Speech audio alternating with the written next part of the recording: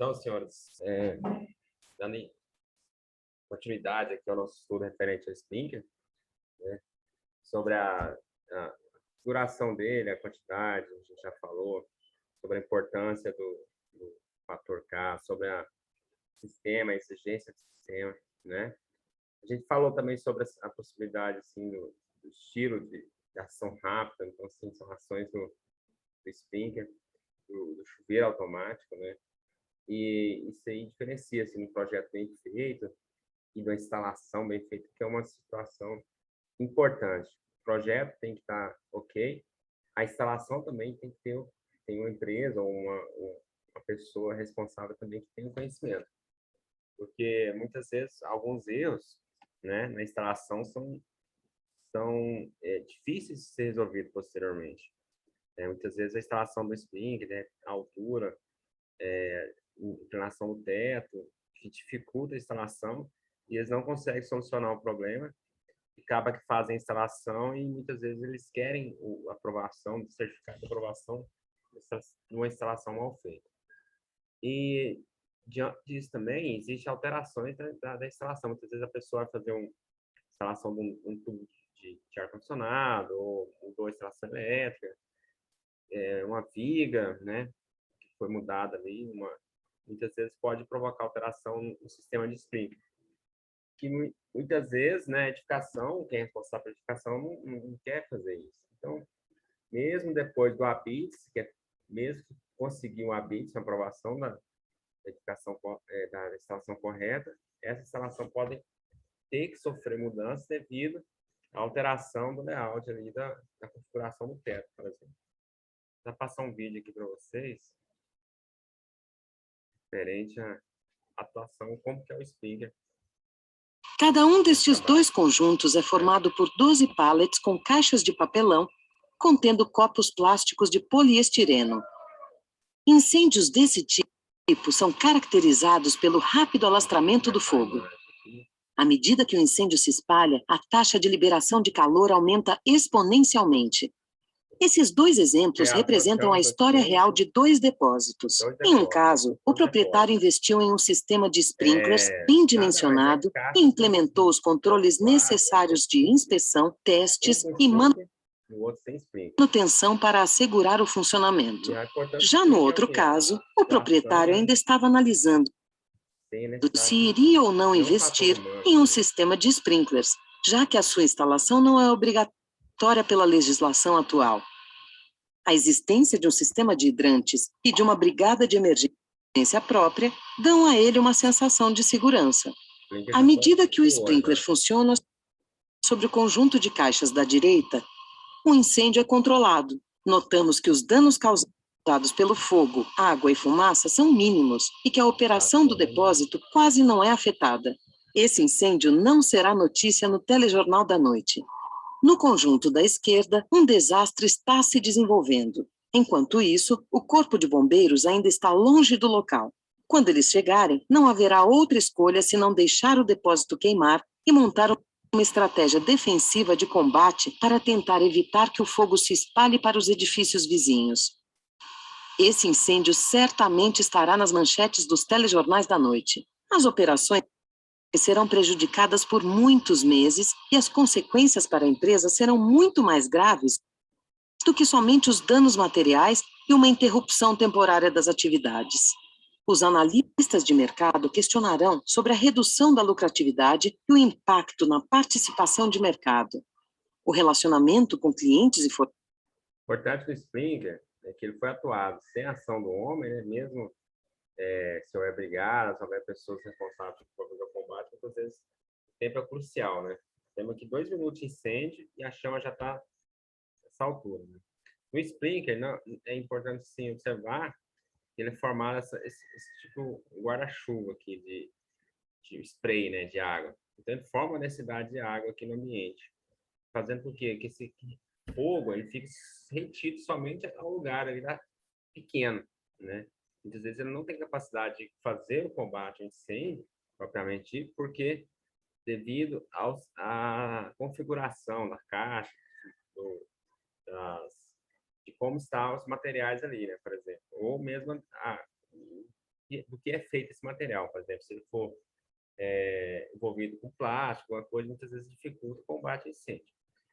E o spray, né, ele vai ficar confinado incêndios em um pequeno lugar, ou seja, não vai progredir. E o importante do Springer é isso, né? Ele muitas vezes ele atua só no local ali, confinando o incêndio e não deixando que passe para outro lugar. Mesmo o calor, a radiação, ele vai ser, as gotículas de água vão ficar retidas naquele lugar ali.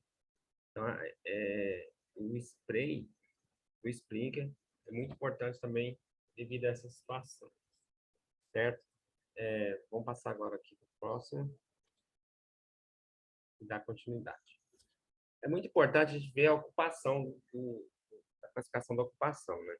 Então, assim, se for decidida aquela ocupação para aquela certificação, a instalação do Springer também vai depender da certificação, dessa classificação.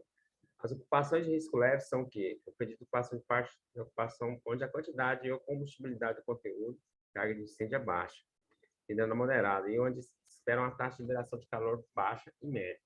Essa ocupação, a ocupação leve, por exemplo, ocupação ordinária, e logo em seguida, que a gente vai estar vendo também, a ocupação de risco extraordinário, pede um tipo de Springer, por exemplo, né? E o armazenamento já pede um Springer de supressão rápida. Então, sim, uma diferença, por exemplo, um pede uma parte spray e outro já pede um Springer que seja uma ação, uma quantidade, um volume de água maior, certo? Existe uma particularidade diferente dele, principalmente no formato desse spray, né? Um tem um spray formado mais um guarda-chuva e o outro, que vai atuar mais em local de armazenagem, tem um spray mais centralizado. A quantidade de água que ela joga centralizada é muito maior, certo? Aqui, o risco extra ou extraordinário. E depois, posteriormente, o armazenamento, certo? Então, essas questões são vistas, né, na NBR e também na NPA 13. O que acontece? Ela se classifica até um pouco melhor, né? E detalha de maneira, tal altura, quantidade de calor tal, material tal, é classificado como risco extraordinário e assim por diante. O que não pode acontecer, muitas vezes, ter uma classificação ou ter uma ocupação e depois ele mudar, entendeu? Muitas vezes o prédio, o depósito, é feito para fazer aluguel, né? E ele foi projetado para uma ocupação, ou projetado para algum material específico. De repente, fez a instalação do Springer nessa ocupação e, posteriormente, alugado para fazer outra ocupação. Então, assim, a rede Springer, o sistema de Springer, muitas vezes não foi projetado para aquilo, né? Muitas vezes até as prateleiras, por uma prateleira ser formada por partes vazadas, é diferente daquela prateleira formada por partes fechadas, né? Ela muitas vezes uma deixa passar água, a outra não deixa passar água. Isso vai depender também isso vai impossibilitar a ação do sprinkler. Então, por isso que muitas vezes a ocupação ela tem que ser definitiva, até a distância entre as prateleiras, né? Tem que estar detalhado o projeto e assim, para quem for fazer a instalação do sistema de hidrante, saber também aonde deve passar essa rede de hidrante. Os tubos, os tubos de conexão. Os tipos de tubos, bem como as detenções adicionais para uma instalação específica, devem ser determinados considerando-se sua resistência ao fogo, pressão máxima de serviço. Tem o tubo de aço, né? O tubo de cobre e o tubo de CPVC. Tubo de CPVC parece o tubo de PVC que a gente está falando, né? Só que tem uma particularidade muito grande, ele aguenta calor, né? Os tubos de policloreto de vinila clorado. Isso é só para gravar, né? PVC, só pode um C ali. Unidos por conexões soldadas, conforme a BNT, NBR específico, podem ser utilizados em sistemas de proteção contra incêndio por chuveiros automáticos. Para ocupação de risco leve, até pressões de 1,5 MPa em temperaturas ambientes até 65 graus Celsius. Está bem claro, né? Então, se a ocupação for leve, eu posso usar esse material, CPVC.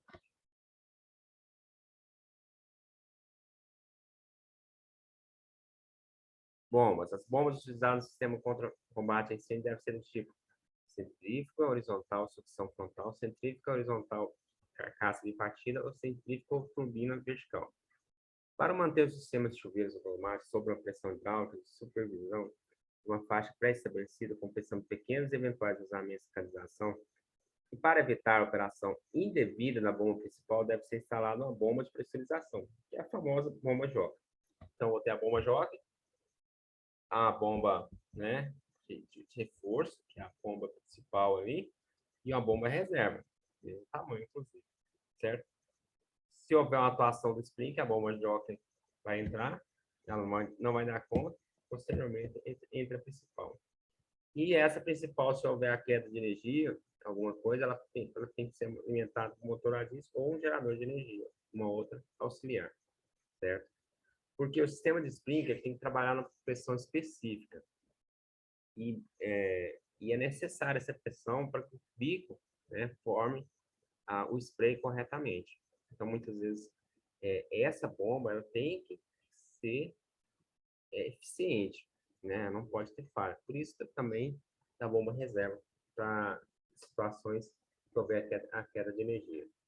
O sistema de automatização das bombas de incêndio, principal e reserva, quando houver, deve ser executado de maneira que, após a partida do motor, o desligamento seja efetuado somente no painel de comando da bomba de incêndio, por meio manual. Ou seja, a bomba só desliga se alguém for lá desligar ela. Até porque o sprinkler, depois que disparou, né, eu vou ter que... Ele não tem como fechar o sprinkler, né? Tem que ir lá e desligar essa bomba, né? Então, ela vai ficar funcionando mesmo, certo? Muitas vezes acontece de você conseguir desligar a bomba em teste, por exemplo. Tem ali, ela desliga a bomba. Porque o teste, você abre, simulando o vazamento do sprinkler, mas você logo fecha, aumenta a pressão e ela desliga. Mas, porém, essa observação aí é a mesma observação do sistema de hidrante. O sistema de hidrante você testa, fecha. Aí só desliga a bomba depois que você vai lá no sistema de comando. O sprinkler é a mesma coisa. Você abriu o sprinkler e testou, né? Testou o dreno ali, e só deveria desligar com o sistema após manualmente estar no painel. O sistema de automatização das bombas de incêndio principal e reserva deve ser executado de maneira que, após a parte do motor, o desligamento seja efetuado somente no painel. Bombas acionadas de motores a diesel. O motor a diesel deve estar situado em local cuja temperatura do ambiente não seja, em qualquer hipótese, inferior à mínima recomendada pelo fornecedor do conjunto ponto-bomba, para garantir sua partida imediata. Deve-se também seguir as recomendações fornecedoras do conjunto motor, com o aquecimento do óleo do motor, resfriamento do motor. Tem algumas bombas que requerem um motor tão grande, igual falando, o consumo de água do sprinkler é tão grande, que o sistema de bombeamento exige um motor a diesel, gerador de energia, grande também. Esse gerador de energia, muitas vezes, tem conjunto de resfriamento, né? Sistema para resfriar o motor, a água do motor e pegar fogo o sistema. Pegar fogo o motor. Capacidade efetiva de reservatório deve ser calculada em função do tempo mínimo de duração do funcionamento. O sistema de chuveiro automático para cada classe do risco de ocupação. Então, se cada chuveiro automático, dependendo da ocupação, que a gente viu anteriormente, vai ter uma duração.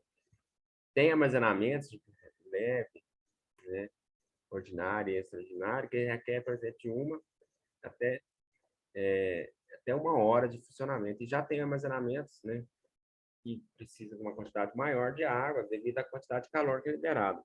Muitas vezes entra em funcionamento de 1 a 2 horas. Então, isso vai definir muito a quantidade de água que é estocada.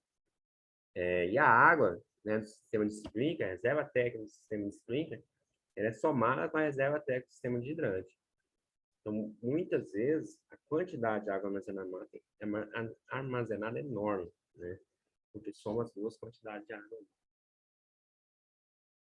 Tem o sistema de bomba, certo? Esse aqui é a bomba a diesel principal e a joca pequena. Nem apareceu na foto que está atrás da encanação.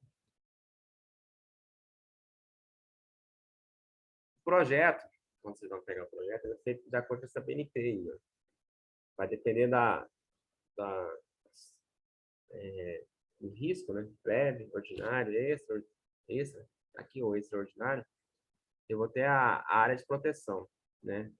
A área de proteção sem obstruções. O projeto, ele não tem como prever no projeto, por exemplo, passagem de canação, passagem de luminária, fios, tubo de ar-condicionado. Então, assim, o projeto, ele demonstra os sprinklers de uma maneira assim, sem obstrução, né? Maneira retilínea, tudo certinho ali. Muitas vezes fica faltando demonstrar as alturas, mas é impossível demonstrar tudo no projeto, até porque muitas vezes uma instalação ali de um duto do ar-condicionado, por exemplo, pode influenciar na atuação de alguns bicos de sprinkler, de chuveiros automáticos. E o projeto não vai demonstrar esse projeto de incêndio, por exemplo. O projeto de incêndio vai demonstrar ele de forma assim, genérica, de acordo com esses distanciamentos aqui, que é pedido para cada sprinkler, certo? Ele vai demonstrar, por exemplo, a distância do sprinkler para o outro, mas de uma maneira retilínea. Porém, se houver alguma alteração nessa distância, quem vai ter que descobrir quem vai realmente na vistoria, está instalado certo ou errado. Lá nesse NBR, na NBR 10.847, demonstra várias tabelas, né? Não é difícil, por exemplo, a gente não tem aquela obrigação, né? Obrigação mesmo de saber na ponta da língua, até porque são várias tabelas, várias situações. Mas é bem detalhada as situações, mostra as situações do sprinkler, por exemplo, entre vigas ou no canto da parede, qual que é a distância que tem que estar, o pendente, o upright, qual que é a distância, ou aquele da parede, fixado na parede, qual que é a distância que tem que estar no teto, da próxima parede, enfim. Mostra várias situações. Inclusive, eu pus algumas situações aqui, só para a gente ter como exemplo, mas se tiver alguma dúvida, se um bico, por exemplo, encontra-se, quando você imagina ali o spray dele, né, aquela guarda-chuva aberto, né, que é a saída de água do sprinkler, você imagina, se tiver alguma coisa obstruindo, você vai ter que muitas vezes recorrer à tabela para ver se está obstruindo mesmo, certo? A área, por exemplo, a área de cobertura máxima com chuveiro automático, distância máxima entre chuveiros automáticos, tipo sprays laterais de cobertura padrão. Áreas de cobertura máxima, né, 11 metros quadrados, 8 metros quadrados. Distância máxima ao longo da parede. Essa distância, por exemplo, 4,3 metros, 3 metros de distância, né? Risco leve, 4,3, risco ordinário, 3,3. Ou seja, ele vai definir, esse aqui é o que fica na parede, né? Laterais. Então, assim, ele vai definir que essa é a distância dele de trabalho. Isso vai ter que ser conferido numa vistoria, por exemplo. Área máxima de cobertura de chuveiro de controle e aplicado específico, CCAE. A máxima área de cobertura permitida para um chuveiro de controle de aplicação específica deve ser conforme a tabela 13. A área mínima de cobertura deve ser de 7,4 metros. Então, maior. Aqui já a tabela 13. A máxima área de cobertura permitida para um chuveiro de controle de aplicação específica. Chuveiro de controle de aplicação específica deve ser conforme a tabela 13. A área mínima de cobertura deve ser o quê? 7,4 metros. Por exemplo, um quarto, às vezes é maior que 7,4 metros. É um quarto pequeno, muitas vezes. Um chuveiro automático daria conta. Por exemplo, um quarto de hotel, por exemplo. Tipo de teto, sem estrutura porta-paredes. O combustível, por exemplo, a área máxima de proteção é maior. Já para paredes com combustíveis, né, a área de proteção se torna um pouco menor, obstruída ainda por cima. E a distância máxima entre chuveiros, né, quando o combustível é de 3,7. Mas quando tem alguma obstrução, diminui essa distância, 3,1. Ou seja, a obstrução que ela vai provocar, de acordo só com essa tabela aqui, a obstrução vai provocar aumentar a quantidade de bicos na região. Por exemplo, se eu tiver um teto, que ele é fixo, que é um teto plano, por exemplo, é uma coisa muito difícil de acontecer, né? Mas em escritórios a gente vê, em locais, por exemplo, de administração, em hotel a gente vê também, ele vai utilizar o bico ali, você vê a distância ali tá certinho. Agora, por exemplo, em locais assim que já tem obstrução, por exemplo, estacionamento, né, que tem duto de ar-condicionado, tem obstrução, tem luminária, tem canto de parede, você já vê que muitas vezes tem que ter uma adaptação do sprinkler. Diminui a distância entre eles, né, provoca maior quantidade de sprinkler e muitas vezes provoca a diferença de altura de um sprinkler para o outro, né, até mesmo para atender essas diferenças de obstrução.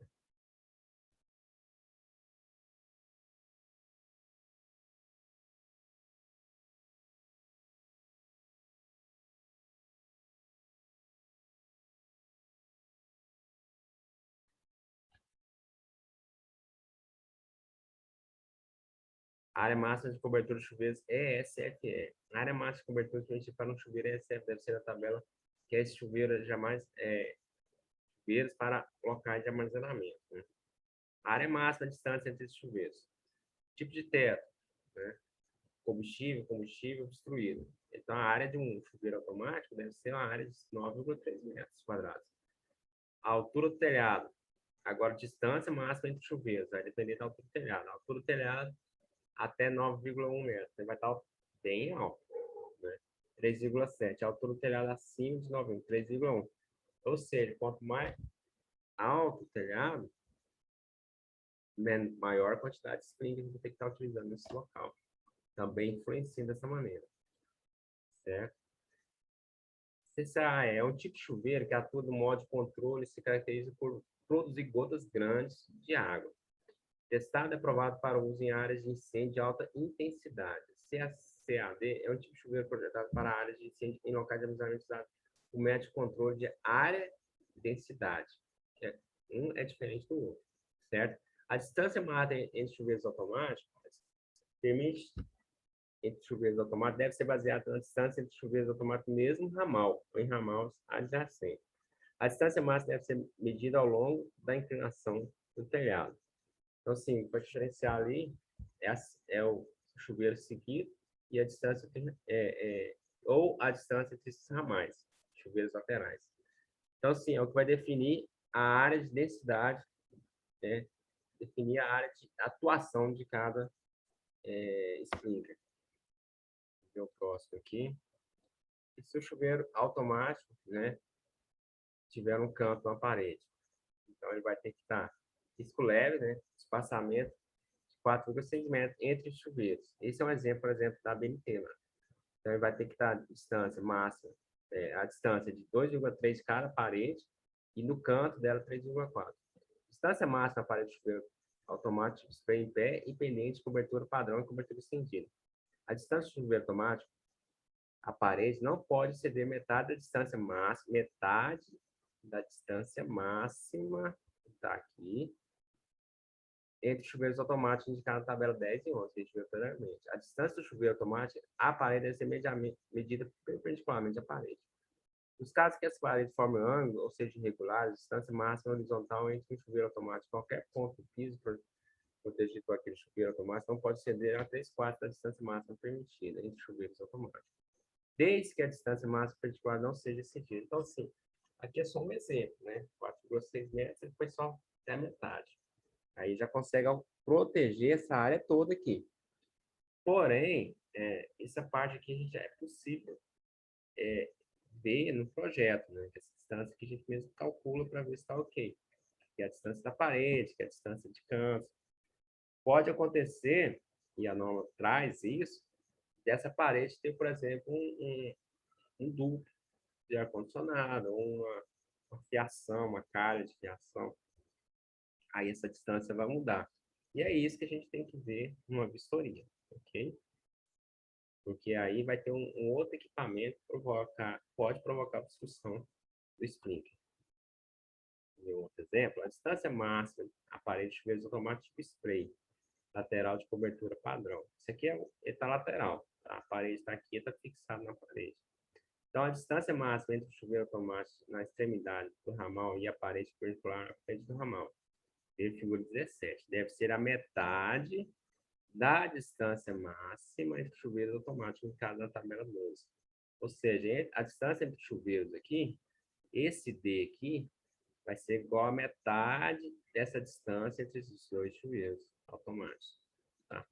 Porque aqui ele não está obstruído.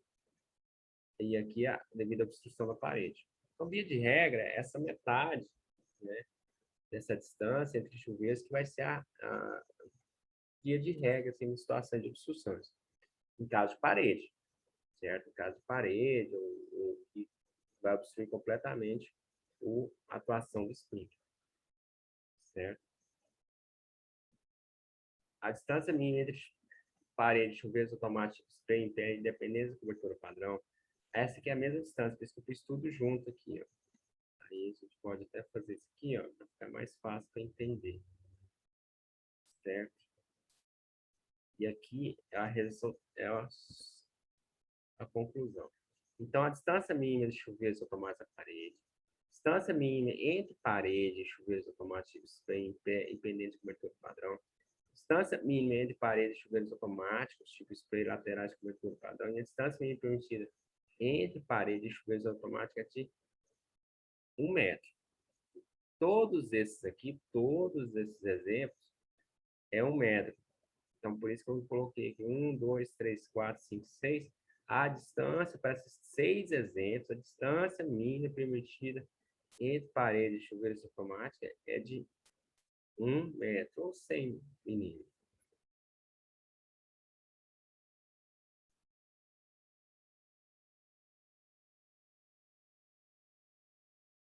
Só um pouquinho.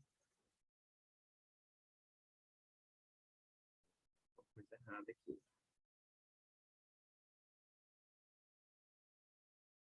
Eu falei, a distância mínima de chuveiros automáticos à parede. Automático spray, chuveiros automáticos spray laterais, cobertura, distância mínima de parede, chuveiros automáticos é de que 100 milímetros, certo? Eu falei um pouquinho errado anteriormente, mas 100 milímetros. Então, assim, caso tenha um material combustível, um material que fique entre a parede, eu preciso que essa atuação do chuveiro especificamente no local, eu tenho que preservar essa distância mínima aí, certo?